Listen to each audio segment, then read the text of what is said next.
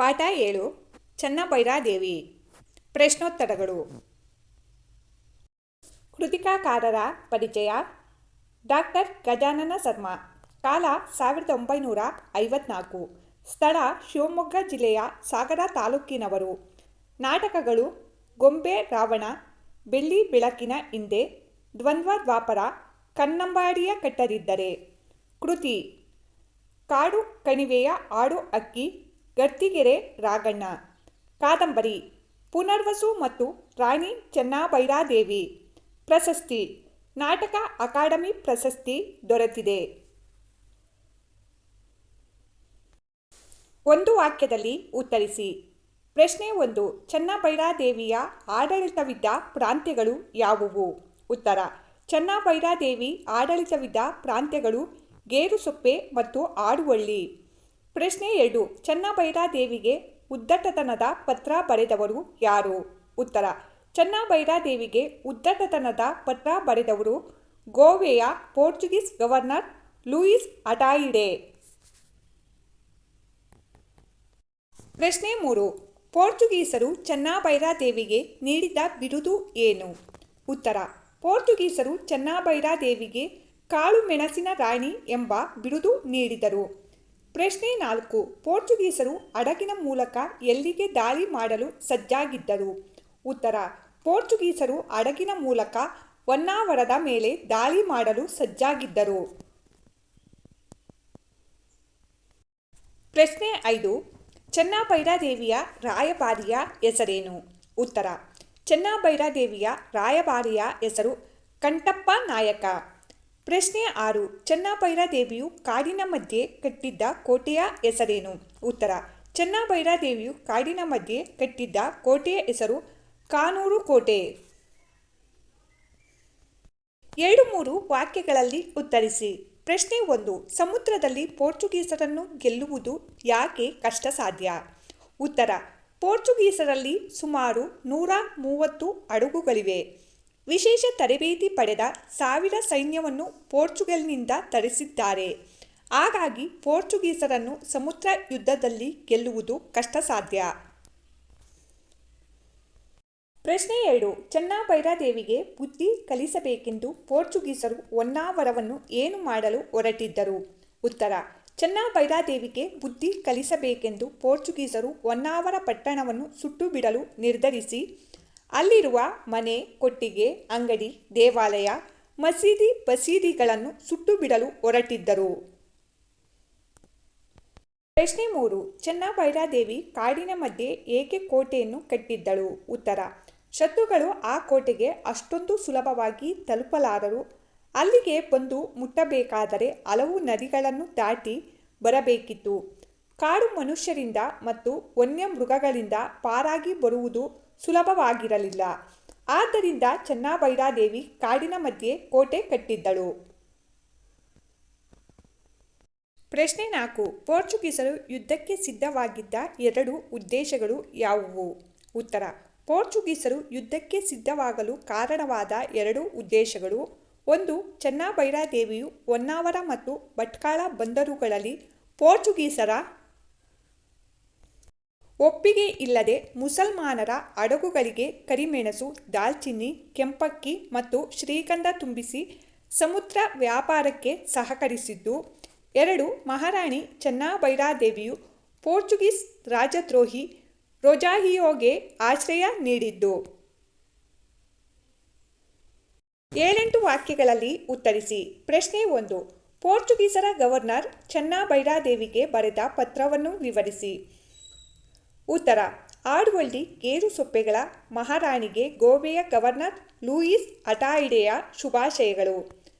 ಗೌರವಾನ್ವಿತರೇ, ತಾವು ಹೊನ್ನಾವರ ಮತ್ತು ಭಟ್ಕಳ ಬಂದರುಗಳಲ್ಲಿ ನಮ್ಮ ಒಪ್ಪಿಗೆ ಪತ್ರವನ್ನು ಪಡೆಯದ ಮುಸಲ್ಮಾನರ ಹಡಗುಗಳಿಗೆ ಕರಿಮೆಣಸು, ದಾಲ್ಚಿನ್ನಿ, ಕೆಂಪಕ್ಕಿ ಮತ್ತು ಶ್ರೀಗಂಧವನ್ನು ತುಂಬಿಸಿ ಅವರ ಸಮುದ್ರ ವ್ಯಾಪಾರಕ್ಕೆ ಸಹಕರಿಸಿದ್ದೀರಿ. ಇದು ನಮ್ಮ ಆಶಯಕ್ಕೆ ವಿರುದ್ಧವಾಗಿದೆ. ಕೂಡಲೇ ತಾವು ತಮ್ಮ ಒಪ್ಪಿಗೆ ಪಡೆಯದ ಮುಸಲ್ಮಾನರ ಹಡಗುಗಳನ್ನು ನಿಮ್ಮ ಬಂದರುಗಳಿಂದ ಹೊರಗಟ್ಟಬೇಕು, ಇಲ್ಲವೇ ವಶಪಡಿಸಿಕೊಳ್ಳಬೇಕು. ಇಲ್ಲದಿದ್ದರೆ ನಿಮ್ಮ ಮೇಲೆ ಕ್ರಮ ಕೈಗೊಳ್ಳುವುದು ನಮಗೆ ಅನಿವಾರ್ಯವಾಗುತ್ತದೆ. ಜೊತೆಗೆ ನೀವು ಪೋರ್ಚುಗೀಸರ ರಾಜದ್ರೋಹಿ ರೊಜಾರಿಯೋಗೆ ಆಶ್ರಯ ನೀಡಿದ್ದೀರಿ. ಆತನನ್ನು ಕೂಡಲೇ ಒಪ್ಪಿಸಬೇಕು. ಮೇಲಾಗಿ ನೀವು ಕಳೆದ ಹಲವು ವರ್ಷಗಳಿಂದ ನಮಗೆ ಕಪ್ಪವನ್ನು ಕೊಟ್ಟಿಲ್ಲ. ಇನ್ನೊಂದು ವಾರದೊಳಗೆ ಕಪ್ಪವನ್ನು ರೊಜಾರಿಯೋನನ್ನು ನಮಗೆ ತಂದೊಪ್ಪಿಸದಿದ್ದರೆ ನಿಮ್ಮನ್ನು ದಂಡಿಸಬೇಕಾಗುತ್ತದೆ. ನಮ್ಮ ಚಕ್ರವರ್ತಿಗಳು ನಿಮಗೆ ನೀಡಿದ ಕಾಳು ಮೆಣಸಿನ ರಾಣಿ ಎಂಬ ಬಿರುದನ್ನು ಹಿಂದಕ್ಕೆ ಪಡೆಯಬೇಕಾಗುತ್ತದೆ ಎಂಬ ಎಚ್ಚರಿಕೆಯ ಪತ್ರ ಬರೆಯಲಾಗಿತ್ತು. ಪ್ರಶ್ನೆ 2. ಕಾನೂರು ಕೋಟೆಯ ದಾರಿಯಲ್ಲಿ ಚೆನ್ನಭೈರಾದೇವಿಯ ಸೈನಿಕರು ಪೋರ್ಚುಗೀಸರ ಮೇಲೆ ದಾಳಿ ಮಾಡಿದ ರೀತಿಯನ್ನು ವಿವರಿಸಿ. ಉತ್ತರ. ಪೋರ್ಚುಗೀಸರ ಸೈನ್ಯ ಕಾನೂರು ಕೋಟೆಯ ಮೇಲೆ ದಾಳಿ ಮಾಡಲೆಂದು ಹೊರಟಾಗ ಚೆನ್ನಭೈರಾದೇವಿಯ ಸೈನಿಕರು ಅವರ ಮೇಲೆ ಹಲವು ರೀತಿಯಿಂದ ದಾಳಿ ಮಾಡಿರುವುದಾಗಿ ಕೆಲವು ಪೋರ್ಚುಗೀಸ್ ಯೋಧರು ಓಡಿ ಬಂದು ವಿಷಯ ತಿಳಿಸಿದರು. ಅವುಗಳೆಂದರೆ: ಕಾಡು ಜನರು ದೂರದಿಂದ ಪೋರ್ಚುಗೀಸರ ಸೈನ್ಯದ ಮೇಲೆ ಕೋಲು ಕಟ್ಟಿಗೆ ಎಸೆದರು. ಬಳ್ಳಿಯ ಮೇಲೆ ಸುಯ್ಯನೆ ಬಂದು ಯೋಧರ ಕೋವಿಯನ್ನು ಹೊತ್ತೊಯ್ದರು. ಅವರನ್ನು ಒದ್ದು ಬೀಳಿಸಿದರು. ತಾಕಿದರೆ ಮೈ ತುರಿಸುವ ಗಿಡವನ್ನು ಅವರ ಮೇಲೆ ಎಸೆದರು. ಬೊಬ್ಬೆ ಬರಿಸುವ ರಸ ಸುರಿದರು. ಅವರ ಮೇಲೆ ಹಾವು ಚೇಳು ಎಸೆದು ದಿಕ್ಕಾಪಾಲಾಗಿ ಓಡುವಂತೆ ಮಾಡಿದರು. ದಟ್ಟ ಅರಣ್ಯ ದಾಟಿಕೊಂಡು ಹೋಗಬೇಕಾದರೆ ಪೋರ್ಚುಗೀಸ ಸೈನಿಕರನ್ನು ಹುಲಿ ಕರಡಿಗಳು ಎಳೆದುಕೊಂಡು ಹೋದವು. ದೊಡ್ಡ ಹೆಬ್ಬಾವು ಇಬ್ಬರನ್ನು ಒಟ್ಟಿಗೆ ಸುತ್ತಿಕೊಂಡಿತು. ಕ್ಯಾಪ್ಟನ್ ಮೇಲೆ ಅದೇನೋ ರಸ ಎರಚಿದ. ಮುಖವೆಲ್ಲ ಸುಟ್ಟು ಆತ ಬಿದ್ದು ಒದ್ದಾಡಿದನು. ಚೆನ್ನಭೈರಾದೇವಿಯ ಸೈನಿಕರು ಮರವನ್ನು ಮೊದಲೇ ಕಡಿದು ಹಗ್ಗ ಹಿಡಿದು ನಿಂತಿರುತ್ತಾರೆ. ವೈರಿ ಸೈನಿಕರು ಹೋಗುತ್ತಿದ್ದಂತೆ ಅವರ ಮೇಲೆ ಮರ ಬೀಳಿಸುತ್ತಾರೆ. ಹಲವು ಕಡೆ ಗುಂಡಿ ತೋಡಿ ಹುಲ್ಲು ಮುಚ್ಚಿರುತ್ತಾರೆ. ವೈರಿ ಸೈನಿಕರು ಹೋಗುತ್ತಿದ್ದಂತೆ ಗುಂಡಿಗೆ ಬೀಳುವರು.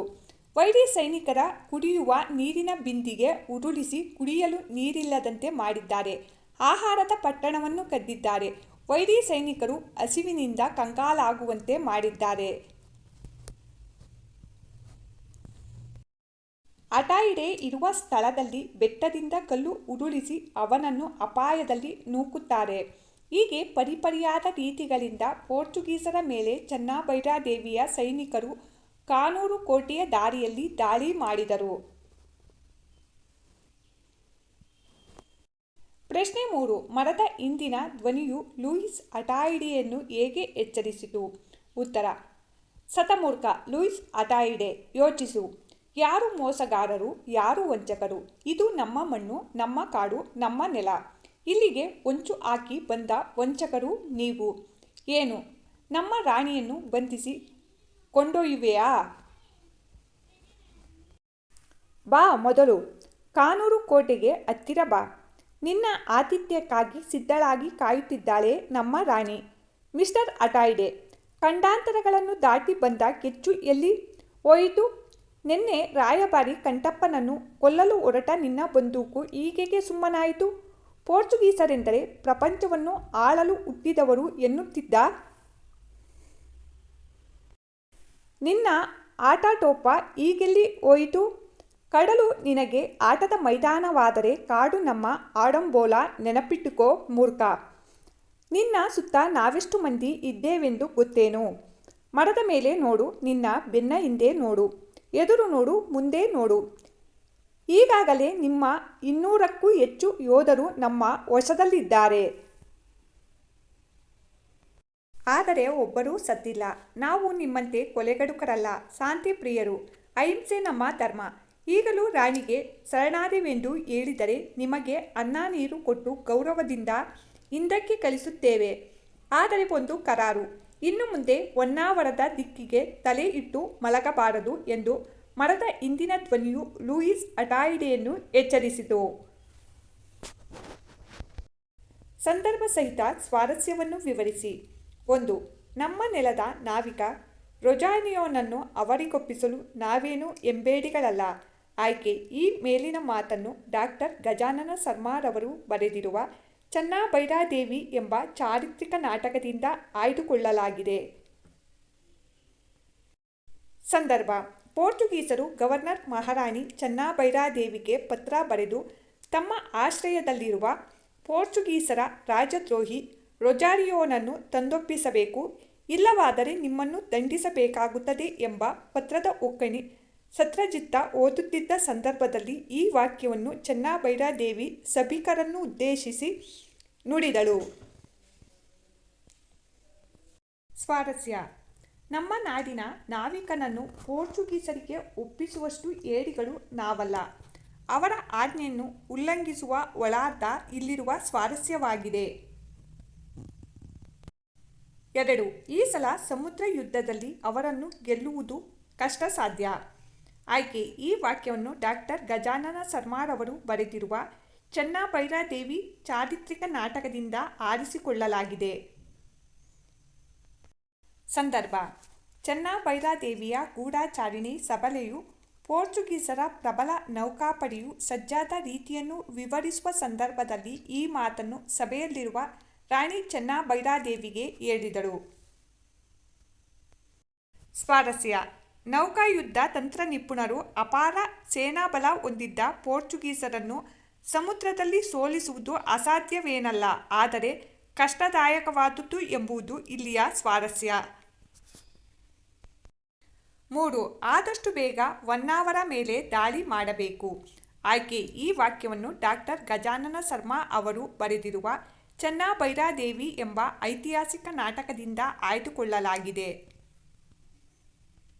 ಸಂದರ್ಭ: ಚೆನ್ನಬೈರಾದೇವಿಯು ಕಿಂಚಿತ್ತೂ ಹೆದರದೆ ಲೂಯಿಸ್ ಅಟಾಯಿಡೆ ಬರೆದ ಪತ್ರಕ್ಕೆ ಖಂಡತುಂಡವಾಗಿ ಉತ್ತರಿಸಿ, ಕಪ್ಪ ಕೊಡಲು ಇದು ನಿಮ್ಮ ಅಪ್ಪನ ನೆಲವಲ್ಲ, ಮುಸಲ್ಮಾನರೊಡನೆ ವ್ಯಾಪಾರ ಮಾಡಲು ನಿಮ್ಮ ಒಪ್ಪಿಗೆಯ ಅಗತ್ಯವಿಲ್ಲ, ನಿಮ್ಮ ಹುಸಿ ಬೆದರಿಕೆಗೆ ನಾವು ಅಂಜುವುದಿಲ್ಲ ಎಂಬ ಪತ್ರದಲ್ಲಿರುವ ಸಂಗತಿ ಡಿಸಿಲ್ವಾ ಓದುತ್ತಿದ್ದ ಸಂದರ್ಭದಲ್ಲಿ ಪೋರ್ಚುಗೀಸರ ಗವರ್ನರ್ ಲೂಯಿಸ್ ಅಟಾಯಿಡೆ ಈ ಮಾತನ್ನು ನುಡಿದನು.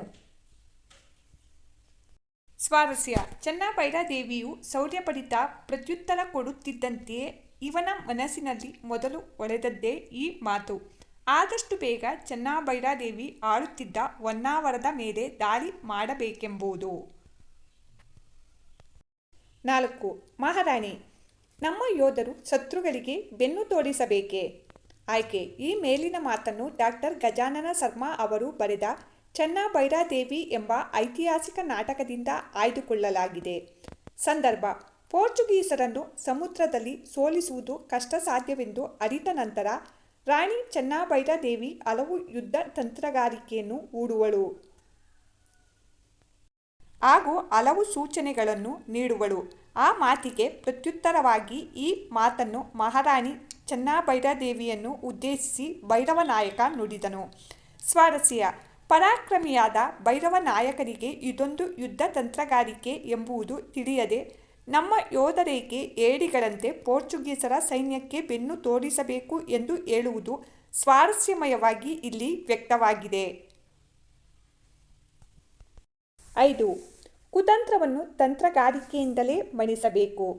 ಆಯ್ಕೆ: ಪ್ರಸ್ತುತ ಈ ಮಾತನ್ನು ಡಾಕ್ಟರ್ ಗಜಾನನ ಶರ್ಮಾ ಅವರು ಬರೆದ ಚೆನ್ನಬೈರಾದೇವಿ ಎಂಬ ಐತಿಹಾಸಿಕ ನಾಟಕದಿಂದ ಆಯ್ದುಕೊಳ್ಳಲಾಗಿದೆ.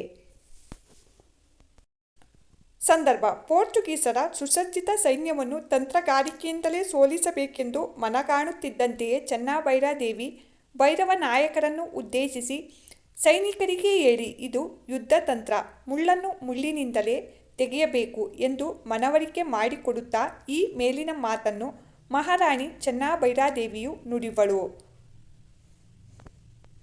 ಸ್ವಾರಸ್ಯ: ಇದೊಂದು ಯುದ್ಧ ನೀತಿ. ಪೋರ್ಚುಗೀಸರು ನೇರವಾಗಿ ಯುದ್ಧಕ್ಕೆ ಬಾರದೆ ಮೋಸದಿಂದ ಯುದ್ಧ ಮಾಡುತ್ತಿದ್ದರು. ಆದರೆ ಇದನ್ನು ಸರಿಯಾಗಿ ಅರ್ಥ ಮಾಡಿಕೊಂಡ ಚೆನ್ನಬೈರಾದೇವಿ ಅವರ ಕುತಂತ್ರವನ್ನೇ ತನಗೆ ವಿಜಯ ಸಾಧಿಸಲು ದಾರಿ ಎಂಬಂತೆ ತಂತ್ರಗಾರಿಕೆಯಿಂದ ಮಣಿಸಲು ಸಿದ್ಧಳಾದಳು. ಕೊಟ್ಟಿರುವ 4 ಉತ್ತರಗಳಲ್ಲಿ ಸರಿಯಾದ ಉತ್ತರವನ್ನು ಆರಿಸಿ ಬರೆಯಿರಿ. 1. ಚೆನ್ನಬೈರಾದೇವಿ ಗೇರು ಸೊಪ್ಪೆ ಮತ್ತು ಡ್ಯಾಶ್ ಜೋಡಿ ಸಾಮ್ರಾಜ್ಯಗಳ ಪಟ್ಟದ ರಾಣಿ. ಉತ್ತರ: ಆಡುವಳ್ಳಿ. 2. ಗೋವಾದ ಪೋರ್ಚುಗೀಸ್ ಗವರ್ನರ್ ಡ್ಯಾಶ್. ಉತ್ತರ: ಲೂಯಿಸ್ ಅಟಾಯಿಡೆ. 3. ಚೆನ್ನಭೈರಾದೇವಿ ಹೊನ್ನಾವರದ ನಾವಿಕ ಪಡೆಯ ಸರದಾರ ಡ್ಯಾಸ್ ಭೈರವ ನಾಯಕ. 4. ಪೋರ್ಚುಗೀಸರು ಸಜ್ಜುಗೊಳಿಸಿದ ಹಡಗುಗಳ ಸಂಖ್ಯೆ ಡ್ಯಾಸ್ ಉತ್ತರ 130. 5. ಪೋರ್ಚುಗೀಸರು ಡ್ಯಾಸ್ ನಗರವನ್ನು ಸುಟ್ಟು ಹಾಕಲು ನಿರ್ಧರಿಸಿದರು. ಉತ್ತರ ಹೊನ್ನಾವರ. ಭಾಷಾ ಚಟುವಟಿಕೆ. ಕೊಟ್ಟಿರುವ ಪ್ರಶ್ನೆಗಳಿಗೆ ಉತ್ತರಿಸಿ. ಪ್ರಶ್ನೆ 1. ಕ್ರಿಯಾಪದ ಎಂದರೇನು? ಉತ್ತರ ಕ್ರಿಯಾರ್ಥವನ್ನು ಸೂಚಿಸುವ ಪ್ರತ್ಯಯವನ್ನು ಹೊಂದಿರುವ ಪದವೇ ಕ್ರಿಯಾಪದ. ಪ್ರಶ್ನೆ 2. ಕ್ರಿಯಾ ಪ್ರಕೃತಿ ಎಂದರೇನು? ಉದಾಹರಣೆ ಕೊಡಿ. ಉತ್ತರ ಕ್ರಿಯಾಪದದ ಮೂಲ ರೂಪಪದಗಳೇ ಕ್ರಿಯಾ ಪ್ರಕೃತಿ. ಉದಾಹರಣೆಗೆ ಮಾಡು, ನೋಡು, ಓಡು, ತಿನ್ನು, ಹೋಗು. ಪ್ರಶ್ನೆ 3. ಸಕರ್ಮಕ ಧಾತುವನ್ನು ಉದಾಹರಣೆ ಸಹಿತ ವಿವರಿಸಿ. ಉತ್ತರ ಕರ್ಮ ಪದವನ್ನು ಬಳಸುವ ಧಾತುಗಳು ಸಕರ್ಮಕ ಧಾತುಗಳು. ಉದಾಹರಣೆಗೆ ಗಿಳಿಯು ಹಣ್ಣನ್ನು ಕಚ್ಚಿತು. ಪ್ರಶ್ನೆ 4. ಅಕರ್ಮಕ ಧಾತುಗಳಿಗೆ 5 ನಿದರ್ಶನ ಕೊಡಿ. ನಿದರ್ಶನಗಳು: ಆಕಾಶ ಹೊಳೆಯುತ್ತಿದೆ, ಮಗು ಮಲಗಿದೆ, ಮುದುಕ ಬಂದನು, ಅವನು ಬಂದನು, ಹಸು ಬಂದಿತು. ಪ್ರಶ್ನೆ 5. ಹಳೆಗನ್ನಡ ವಿಭಕ್ತಿ ಪ್ರತ್ಯಯಗಳ್ಯಾವುವು? ಪ್ರಥಮ ಂ, ದ್ವಿತೀಯ ಅಂ, ತೃತೀಯ ಇಂ ಇಂದ ಹಿಂದೆ, ಚತುರ್ಥಿ ಕೆ, ಖೆ, ಪಂಚಮಿ ಅತಣಿಂ, ಅತಣಿಂ ದಂ, ಷಷ್ಠಿ ಆ, ಸಪ್ತಮಿ ಓಳ್.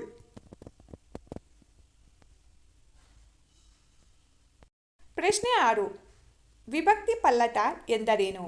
ಉತ್ತರ ಒಂದು ವಿಭಕ್ತಿಯ ಕಾರ್ಯವನ್ನು ಮತ್ತೊಂದು ಪೂರೈಸುವುದಕ್ಕೆ ವಿಭಕ್ತಿ ಪಲ್ಲಟವೆನ್ನುವರು. ಕೊಟ್ಟಿರುವ ವಾಕ್ಯಗಳಲ್ಲಿ ಧಾತುಗಳನ್ನು ಗುರುತಿಸಿ ಸಕರ್ಮಕ ಮತ್ತು ಅಕರ್ಮಕ ಧಾತು ಗುರುತಿಸಿ ಬರೆಯಿರಿ. ಉತ್ತರ ಸಕರ್ಮಕ ಧಾತು: ವಿದ್ಯಾರ್ಥಿನಿಯರು ಆಟವನ್ನು ಆಡಿದರು, ರೈತನು ಹೊಲವನ್ನು ಉಳುತ್ತಾನೆ. ಅಕರ್ಮಕ ಧಾತು: ಹಕ್ಕಿಗಳು ಚಿಲಿಪಿಲಿಗುಟ್ಟವು, ಗಾಳಿಯು ಬೀಸುತ್ತಿದೆ. ಕೊಟ್ಟಿರುವ ಗಾದೆಗಳ ಅರ್ಥವನ್ನು ವಿವರಿಸಿ ಬರೆಯಿರಿ. ಆರೋಗ್ಯವೇ ಭಾಗ್ಯ. ನಾವು ಇಂದಿನ ಪ್ರಪಂಚದಲ್ಲಿ ಏನೆಲ್ಲ ಭೌತಿಕ ವಸ್ತುಗಳನ್ನು ಗಳಿಸಬಹುದು, ಆದರೆ ಆರೋಗ್ಯ ಭಾಗ್ಯವನ್ನು ಗಳಿಸುವುದು ತುಂಬ ಕಷ್ಟಕರವಾಗಿದೆ. ಇದಕ್ಕೆ ಹಲವಾರು ಅಡ್ಡಿಗಳುಂಟು. ಮೊದಲನೆಯದಾಗಿ ಗಣನೀಯ ಪ್ರಮಾಣದಲ್ಲಿ ಬೆಳೆಯುತ್ತಿರುವ ವಿಜ್ಞಾನ ತಂತ್ರಜ್ಞಾನಗಳ ಬೆಳವಣಿಗೆ ಆರೋಗ್ಯಕ್ಕೆ ಹಾನಿಯುಂಟು ಮಾಡುತ್ತಿದೆ. ಹಾಗೂ ವಾಯು ಮಾಲಿನ್ಯ, ಇದರ ಜೊತೆಗೆ ರಾಸಾಯನಿಕಗಳನ್ನು ಬಳಸಿದ ಆಹಾರ ಪದಾರ್ಥಗಳು, ಇವೆಲ್ಲವುಗಳಿಗೂ ಮಿಗಿಲಾಗಿ ಮದ್ಯಪಾನ, ಧೂಮಪಾನದಂತಹ ದುಶ್ಚಟಗಳಿಗೆ ಅಂಟಿಕೊಂಡು ಇಂದಿನ ಯುವ ಜನಾಂಗವು ರೋಗಿಷ್ಠರಾಗಿ ಚಿಕ್ಕ ವಯಸ್ಸಿನಲ್ಲಿಯೇ ದುರಂತ ಮರಣವನ್ನಪ್ಪುತ್ತಿದ್ದಾರೆ. ವ್ಯಾಯಾಮ, ಯೋಗ ಇವುಗಳ ಸಾಧನೆಯನ್ನು ಮಾಡಿ ಆರೋಗ್ಯಕರವಾದಂತಹ ಆಹಾರವನ್ನು ಮತ್ತು ಒಳ್ಳೆಯ ಗಾಳಿಯ ಸೇವಿಸಿ ಆರೋಗ್ಯವಂತರಾಗೋಣ. ಮುಂದಿನ ಜನಾಂಗವನ್ನು ಸದೃಢ ಮತ್ತು ಆರೋಗ್ಯವಂತ ಜನಾಂಗವನ್ನಾಗಿ ಮಾಡೋಣ. ನಾವು ಆರೋಗ್ಯವಾಗಿದ್ದರೆ ಏನನ್ನು ಬೇಕಾದರೂ ಸಾಧಿಸಬಹುದು. ಆದ್ದರಿಂದ ಆರೋಗ್ಯವೇ ಭಾಗ್ಯ. ಕೊಟ್ಟಿದ್ದು ತನಗೆ, ಬಚ್ಚಿಟ್ಟಿದ್ದು ಪರರಿಗೆ. ಈ ಗಾದೆಯು ಸರ್ವಜ್ಞನ ವಚನದ ಒಂದು ಭಾಗವಾಗಿದೆ. ಕೊಟ್ಟಿದ್ದು ತನಗೆ, ಬಚ್ಚಿಟ್ಟಿದ್ದು ಪರರಿಗೆ, ಕೊಟ್ಟು ನಾ ಕೆಟ್ಟೆನೆನಬೇಡ, ಕೊನೆಯಲ್ಲಿ ಕಟ್ಟಿಹುದು ಬುದ್ಧಿ ಎಂದು ಮಹಾಕವಿ ಸರ್ವಜ್ಞನು ಹೇಳಿದ್ದಾನೆ. ಮಾಡಬೇಕು ಎಂದರೆ ನಾವು ದಾನ ಮಾಡಬೇಕು ಎಂದರ್ಥ. ನಮ್ಮ ಜೀವನಕ್ಕೆ ಸಾಕಾಗಿ ಮಿಕ್ಕಿದ್ದನ್ನು ಕೊಡುವುದನ್ನು ದಾನವೆಂದು ಕೆಲವರು ದಾನ ಪದದ ಅರ್ಥವನ್ನು ಮಾಡುತ್ತಾರೆ. ಆದರೆ ಇದು ಸುಳ್ಳು. ನನಗೆ ಅವಶ್ಯಕವೆನಿಸುವುದರಲ್ಲಿಯೇ ಸ್ವಲ್ಪ ಭಾಗವನ್ನು ನಾವು ಕೊಡುವುದೇ ದಾನವಾಗಿರುತ್ತದೆ. ಅದನ್ನು ಬಿಟ್ಟು ನಾನು ಗಳಿಸುತ್ತಿದ್ದನ್ನೆಲ್ಲ ಬಚ್ಚಿಟ್ಟುಕೊಂಡರೆ ಮುಂದೆ ಒಂದಿಲ್ಲೊಂದು ದಿನ ಅದು ಪರರ ಪಾಲಾಗುತ್ತದೆ. ಆದ್ದರಿಂದಲೇ ದಾಸರು ಕೊಪ್ಪರಿಗೆ ಹೊನ್ನನ್ನು ತಂದಿಲ್ಲಿ ಹೂಳಿಟ್ಟು ಉಪ್ಪು ನೀರಿಲ್ಲದೆ ಸತ್ತೆಲ್ಲೋ ಪ್ರಾಣಿ ಎಂದಿದ್ದಾರೆ.